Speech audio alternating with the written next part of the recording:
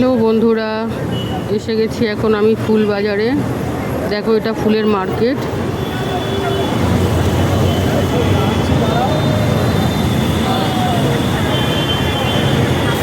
ফুলের এখন খুব দাম চলছে। 20 পিস গাঁদা মালার দাম বলছে 1000 টাকা, আর খুচরো গাঁদা ফুলের দাম বলছে 300 টাকা। তো তোমরা দেখো ফুলের দাম কেন বাড়বে না। সারা বাজারে ফুলের কিন্তু খুব দাম, মালপত্র কম এসেছে।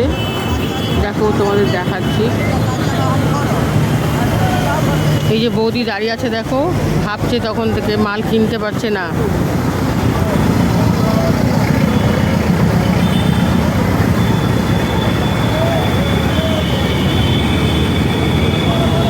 খুব দাম চলছে,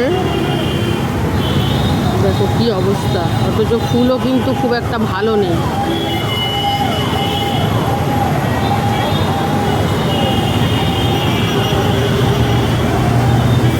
সব পচা পচা গাঁদা ফুল। দোপাটি ফুলের কেজি 300 টাকা।